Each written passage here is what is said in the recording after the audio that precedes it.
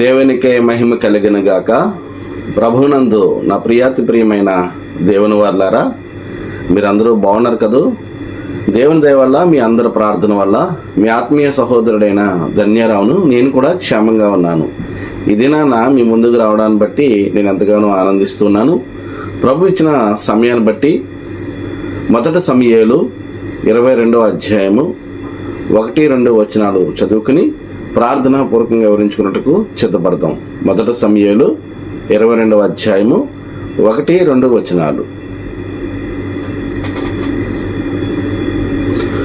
దావీదు అక్కడి నుండి బయలుదేరి అద్దుల్లాముని గుహలోనికి తప్పించుకుని పోగా అతని సహోదరులను అతని తండ్రి ఇంటి వారందరూ ఆ సంగతి విని అతని యొద్దకు వచ్చిరి. మరియు ఇబ్బంది గలవారును అప్పులు చేసుకుని వారందరూ అసమాధానముగా నుండి వారందరూ అతని వద్దకు కూడుగునగా అతడు వారికి అధిపతి ఆయను. అతని వద్దకు ఎక్కువ తక్కువ 400 మంది వచ్చి ఉండరి. దేవునికి మహిమ కలిగిన గాక. చదవబడినటువంటి లేఖన భాగాన్ని వివరించుకున్నట్టుకు ప్రార్థించుకుందాం. ప్రార్థన. అబ్రహాము దేవా, ఇస్సాకు దేవా, యాకోబు దేవా, మా దేవా, మీకే వందనాలు స్తోత్రాలు చెల్లించుకుంటున్నాం ప్రభు. తిరిగి నీ పాదసన్నిధికి వస్తున్నాం నాయన. మొదటి సమూయేలు గ్రంథము 22వ అధ్యాయము 1-2 వచనాలు చదువుకోవట్లో మీరు సహాయం చేసినారు. వివరించుకున్నట్టుకు తండ్రి నేను నిలబడుచుండగా నన్ను జ్ఞాపకం చేసుకునండి. నా నోటిని నా నాలుకని మీ స్వాధీనంలో ఉంచుకోండి ప్రభు. వినిచున్న బిడ్డలు విని గ్రహించుకునే కృప చూపించమని మీరే మహిమ తెచ్చుకోమని త్వరలో రానయ్యున్న నజరుడైన యేసు నామంలో ప్రార్థించి వేడుకుంటున్నాను తండ్రి, ఆమేన్. ప్రియమైన దేవుని వారలారా, మరి ఇక చదవబడినటువంటి లేఖన భాగాలు మనందరికీ కూడా తెలిసినటువంటివి. అనేక సార్లు అనేక మంది సేవకుల ద్వారా మనం వింటూ వచ్చినాము. అయినా కూడా ఈ సందర్భాన మనం ముందుకు వచ్చిందంటే ప్రభు మనతో ఈ లేఖనాల ద్వారా మాట్లాడుతున్నాడని మనం అర్థం చేసుకోవాలి. ఇక్కడ 22వ వచనంలో 22వ అధ్యాయంలో దావీదు అక్కడ నుండి బయలుదేరి అద్దుల్లాము గుహలోనికి తప్పించుకుని పోగా, ఏంటి ఈ యొక్క దావీదు గారు తప్పించుకుని పోయే పరిస్థితి ఏమిటి అని అంటే, ఇతన్ని సౌలు తరుగుతూ ఉన్నాడు. సౌలు ఇశ్రాయేలు మీద రాజుగా ఉంటూ ఉన్నాడు. ఈ సౌలు దావీదును తరుగుతూ ఉన్నాడు. మరి దావీదు చేసిన తప్పు ఏంటయ్యా అని మనం ఆలోచన చేసినట్లయితే, దావీదు గొలియాతుని చంపడమే తప్పు. అంటే గొలియాతు, ఫిలిస్తీన్లో నుండి గొలియాతు వచ్చి ఇశ్రాయేలు ప్రజల మీద నేను ఫిలిస్తీన్ పక్షంగా నేను పోరాడతాను, మీ పక్షంగా ఒకరిని ఏర్పాటు చేసుకుని నాతో మీరు యుద్ధం చేయండి అని అన్నప్పుడు వాడిని చంపటానికి ఎవరు కూడా సాహసించకపోతే ఆ సందర్భంలో దావీదు వాడిని నేను చంపుతానని వెళ్ళి దేవుని కృపను బట్టి ఆ గొలియాతుని చంపడం మనందరికీ తెలిసినటువంటి విషయమే. అయితే దావీదు గొలియాతుని చంపిన తర్వాత ఊళ్ళోనికి వస్తుంటే ఊళ్ళో నుండి కొంతమంది స్త్రీలు వారు ఏమన్నారంటే, సౌలు 1000 కొలది, దావీదు 10,000 కొలది అని గాన ప్రతిగానాలు చేస్తూ వచ్చారు. ఈ మాట సౌలుకి ఏమాత్రం కూడా ఇష్టం కాల. కాబట్టి ఆ రోజు నుండి సౌలు దావీదు మీద విషపు చూపు చూడటం మొదలుపెట్టాడు. అంత మాత్రమే కాదు, తన కూతుర్ని ఇస్తానని, తన రాజ్యంలో కూడా మరి సగం రాజ్యం ఇస్తానని ప్రకటించినటువంటి అతను తన కూతుర్ని కూడా దావీదుకి ఇవ్వలేదు. అది పోగా దావీదుని చంపటానికి అనేక మార్లు 2 సార్లు అతని మీదకి బల్లెం విసిరాడు. అంటే బల్లెంతో పొడిచి గోడకు గుచ్చి చంపేద్దామని 2 సార్లు బల్లెంతో పొడిచి విసిరినప్పటికీ దావీదు ఆ బల్లెం బారి నుండి తప్పించుకుంటూ వచ్చాడు. అలాగే ఈ యొక్క సౌలు తన కుమారుడైనటువంటి యోనాతానును కూడా ఆజ్ఞ ఇచ్చాడు. తన రాజ్యంలో ఉన్నటువంటి వారందరికీ కూడా ఆజ్ఞ ఇచ్చాడు, ఎక్కడ కనబడితే అక్కడ తన్ని చంపేయండి అని చెప్పేసి.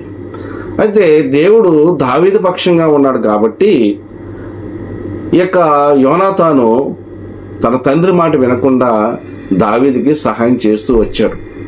నిజంగా దేవుని యొక్క కృప దావీదు పట్ల ఎంతలా ఉందంటే, మరి సొంత తండ్రి చెప్పినప్పుడు కూడా దావీదుని చంపే, దావీదు బతుకుంటే అతనే రాజు అవుతాడు, అతను ఉండటం మనకు నష్టం కాబట్టి అతను చంపేయాడంటే తండ్రి మాటకు కూడా లెక్క చేయకుండా దేవునికి భయపడి యోనాతాను మరి దావీదుని రక్షించుకుంటూ వచ్చాడు.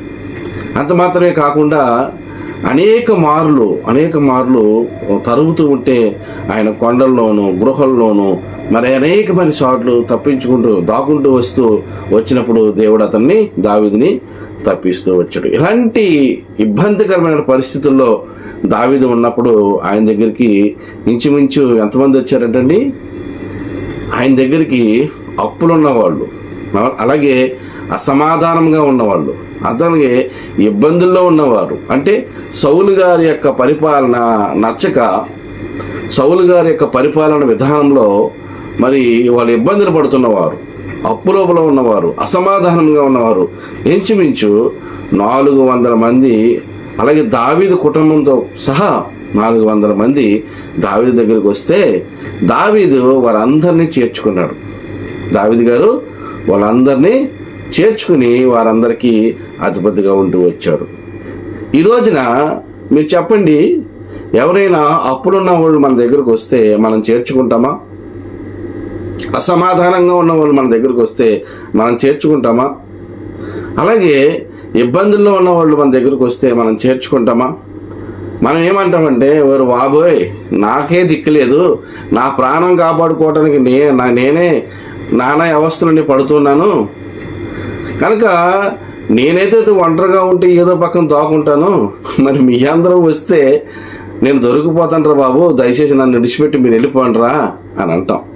అంతేనండి, మన దగ్గర నుంచి వచ్చే సమాధానం అంతే కదా. అంతే మాత్రమే కాదు, అప్పులో ఉన్న వాళ్ళంటే మరింకంత దూరం పెడతా ఉంటాం మనం. కానీ దావీదు దేవుని యొక్క హృదయానుసారమైనటువంటి మనుషుడు. దావీదుని దేవుడు ఏర్పాటు చేసుకున్నాడు కాబట్టి దావీదు యొక్క మనసు చాలా సున్నితమైనది, దేవుని పక్షంగా పౌరుషం గలవాడే కానీ అతను యథార్థమైనటువంటి పరుడు అన్నమాట. ఏం చేద్దారంటే, మరి ఒక సందర్భంలో సౌలు తన చేతికి దొరుకుతాడు. సౌలు తన చేతికి దొరికినప్పుడు దావీదుతో పాటు ఉన్నవారు అందరూ అంటారు, నీ శత్రువుని నీకు దేవుడు అప్పచెప్పాడు కాబట్టి నువ్వు అతను చంపేయాలంటే దావీదు గారు ఒక మాట చెప్తారు. ఏమంటారంటే, నేను అతను చంపను, అతను దేవుని చేత అభిషేకించబడ్డాడు, అతను అభిషేకించబడ్డాడు కాబట్టి నేను అతను చంపను. దుష్టుల నుండి దుష్టత్వం వస్తుంది, అంటే దుర్మార్గుని చంపడానికి ఇంకో దుర్మార్గుడు వస్తాడు, నేను చంపను అని చెప్పాడు. అదే బైబిల్ గ్రంథం ఏం చెప్తుందంటే, ఎవరైనా మీకు కీడు చేస్తే కీడికి ప్రతి కీడు చేయకండి, ఎందుకని నాకు ఇడిచిపెట్టండి, నేను దాని ఒక పరిణామాన్ని ఎలా చేయాలో, ఆ ఉగ్రతను నేను ఎలా తీర్చుకోవాలో నాకు తెలుసు అని అంటాడు. కాకపోతే మనం దేవునికి అంత ఛాన్స్ ఎక్కడిస్తాం? దేవునికి అంత ఛాన్స్ మనం అవ్వం కదా. కానీ దావీదు మాత్రం ఆ యొక్క సౌలు గారిని ముట్టలేదు. ఏం చేద్దంటే, అతడు అభిషేకం చేయబడ్డాడు, దేవుని కొరకు రాజుగా, ప్రజల మీద రాజుగా అభిషేకం చేయబడ్డాడు కాబట్టి నేను అతను ముట్టను, దుష్టుల నుండే దుష్టత్వం వస్తుంది అని చెప్పేసి తనకి అందుబాటుగా అవకాశం వచ్చినప్పటికీ కూడా సౌలుని చంపలేదండి. కానీ ఎన్ని ఇబ్బందులు వచ్చినా, ఎన్ని సమస్యలు వచ్చినా, ఎన్నోసార్లు దావీదు దగ్గర నుంచి తప్పించుకుని పారిపోతూ వచ్చాడే తప్ప కానీ దావీదుని సంహరించాలని ఎన్నడూ కూడా అనుకోలేదు. అయితే ఈ ఘటన మనం చూస్తూ అలా ముందుకు వెళ్తుంటే కొన్నిసార్లు పెద్దలు ఏమని చెప్తారంటే, అన్నిటికీ కాలమే సమాధానం చెప్తుంది అంటారు. అయితే ఈ యొక్క దావీదుని అలా తరుముతూ ఉంటే దావీదు రాజు ఫిలిస్తీన్ దేశం పారిపోతాడు. ఒకసారి ఫిలిస్తీన్కి సౌలుకి యుద్ధం వచ్చినప్పుడు ఆ యుద్ధంలో సౌలు గారు కుమారులు ఒక్కనాడు చనిపోతారు అనమాట. కనుక ప్రియమైన దేవుని వారులారా, మరి దావీదు దేవుని యొక్క చిత్తానికి లోబడి ఆ యొక్క దావీదును తౌరుతున్నప్పటికీ కూడా ఆ యొక్క వ్యక్తిని పగపట్టకుండా, ఆ వ్యక్తి మీద ఎటువంటి ద్వేషం పెట్టుకోకుండా దేవునికి విడిచిపెట్టేశాడు. కాబట్టి ఆయన చెప్పినట్టుగానే దుష్టి నుండి దుష్టాస్త్రం వస్తుంది అన్నట్టుగా తన యొక్క ఇశ్రాయేలుల మీద పగ పూనినటువంటి ఫిలిష్తీయుల చేతిలోనే ఆ యొక్క సౌలు కుమారులు చనిపోవటం మనం చూస్తూ ఉంటాం. అదే రెండవదిగా ఇక్కడ దావీదు దగ్గరకు వచ్చినట్టు వారిలో మూడు గుంపుల వారు ఉన్నారు.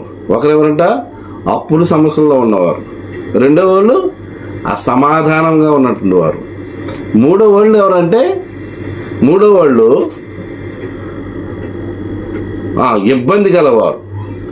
ఇబ్బంది గలవారు అందరూ, అప్పులు చేసుకుని వారందరూ, అసమాధానంగా ఉన్న వారందరూ ఆయన వద్దకు కూడుకునగా అతడు వారికి అధిపతి ఆయన. అతని వద్దకు ఎక్కువ తక్కువ 400 మంది వచ్చిరి. 400 మంది, సుమారుగా 400 మంది వస్తే ఆ 400 మందిని కూడా, బాబు నా దగ్గరికి రాకండి, నేనే చాలా సమస్యలతో ఉన్నాను కాబట్టి నా నుండి మీరు దూరంగా వెళ్ళిపోండి అని వారిని పంపించేలా వారందరికీ అధిపతిగా ఉండి నేనున్నాను, మీరేం భయపడొద్దు అని చెప్పేసి వారందరినీ ధైర్యపరిచాడు. దావీదు దగ్గరికి ఎందుకు వచ్చేసారు అని అంటే సౌలు యొక్క పరిపాలన వాళ్ళు ఉండలేకపోయారు, వాళ్ళు ఇమ్మడలేకపోయారు. కనుక ప్రియమైన దేవుని వారులారా, మనం కూడా ఈ ప్రపంచంలో లేకపోతే మన యొక్క దేశంలో లేదా మన యొక్క గ్రామంలో లేదా మన కుటుంబంలో మనకి ఎన్నో సమస్యలు వచ్చినప్పుడు ఇతర వాళ్ళ సమస్యలు మనము పట్టించుకోలేని పరిస్థితిలో ఉంటాం. ఎందుకనంటే నా సమస్యలు నేనే అధిగమించలేకపోతున్నాను, నా సమస్యలు నేను ఎవరితో చెప్పుకోవట్లేదు, ఎవడు తీరుతాడా అని ఎవరికి చెప్పుకోవట్లేదు, నేనే బోల్డని సమస్యలతో ఉంటే మీరేంట్రా బాబు నాకు చెప్తారు అంటాం. అది మన నైజం. కానీ దావీదు అలా అనలేదండి. దావీదు దగ్గరికి వచ్చిన వారందరినీ కూడా చేర్చుకున్నాడు, వారిని ధైర్యపరిచాడు. కాబట్టి దావీదుని దేవుడు దీవించాడు, ఆశీర్వదించాడు. దావీదుని ఇశ్రాయేలు మీద రాజుగా చేయటానికి ఇష్టపడ్డాడు. ప్రియమైన దేవుని వారులారా, కాబట్టి ప్రతి మనిషి మనం గమనించవలసిన విషయం ఏంటంటే దేవుడు మనకు తప్పక సహాయం చేస్తాడని మన గురి ఎవరి మీద ఉండాలి? దేవుని మీద మాత్రమే మన గురి ఉండాలి. దేవుని మీద మన గురి ఉన్నప్పుడు, దేవుని చిత్తానికి మనం అప్పగించుకున్నప్పుడు ఆయన మన తగిన కాలమందు మనల్ని ఆయన హెచ్చిస్తాడని దేవుడు వాగ్దానం చేస్తున్నాడు. అంటే దేవుడు తగిన కాలమందు ఆయన మనం ఇచ్చించే వరకు మనకు వచ్చినటువంటి ఇరుకులు కానీ, ఇబ్బందులు కానీ, సమస్యలు కానీ వాటన్నిటి నుండి దేవుడు మనం పరీక్షిస్తున్నాడు అనుకోవాలి. దేవుడు మనల్ని ఒకవేళ మనం పరీక్షిస్తున్నాడేమో, లేదా ఈ ఇబ్బందుల కొలువులో నుండి మనము తప్పించుకోవటానికి దేవుని యొక్క సహాయాన్ని మనం అడగాలి తప్ప కానీ అన్యదా ఎవరిని కూడా మనము వారి మీద ఆధారపడితే వారు మనల్ని మోసం చేస్తారని తప్ప కానీ ఎవరు కూడా మనల్ని కడ తీర్చేవాడు, మనకి సహాయం చేసేవాడు, మనల్ని కాపాడేవాడు, మనల్ని కరుణించేవాడు, మనల్ని ఉన్నతమైన స్థాయిలో ఉంచేవాడు ఆ పరమాత్మే. కనుక ఆ పరమాత్మ మీదే మనం సంపూర్ణమైనటువంటి విశ్వాసం కలిగి ఉండాలి. తగిన కాలమందు ఆయన మనల్ని ఇచ్చేస్తాడన్నటువంటి విశ్వాసాన్ని మనం కలిగి ఉండాలి. దావీదుని దీవించిన దేవుడు ఈ దినాన మిమ్మల్ని నన్ను కూడా దీవించడానికి ఆయన సిద్ధంగా ఉన్నాడు. కాకపోతే మనము దావీదుకి కలిగినటువంటి మనమును కలిగి ఉన్నట్లయితే మనం తప్పనిసరిగా దేవుడు దీవించడానికి ఆయన సిద్ధంగా ఉన్నాడు. అట్టి దీవెన మనందరం పొందుకోవాలని మరియు ప్రభు మన కొరకు ఎదురు చూస్తూ ఉన్నాడు. కాబట్టి మన నిరీక్షణ మనం దేవుని మీద పెడదాం. దేవునికి మన యొక్క ప్రతి ఒక్క సమస్యని ఆయన దగ్గర మొరపెడదాం. ఏ సమస్య వచ్చినా ఆయన దగ్గర మనం మొరపెట్టినప్పుడు ఎటువంటి ఇబ్బందులు, ఎటువంటి రోగాల నుండి, ఎటువంటి ప్రమాదాల నుండి, ఎటువంటి సమస్యల నుంచి అయినా తప్పించడానికి ఆయన సమర్థుడు కనుక ఆయనకే మనం సమర్పించుకుందాం, ఆయన దగ్గరే మనం మొరపెడదాం. మనం కూడా మరి దావీదు వలె నిరీక్షణ కలిగి ఉందాం. మనం కూడా దావీదు వలె దేవుని అట్లా యథార్థంగా జీవిస్తాం.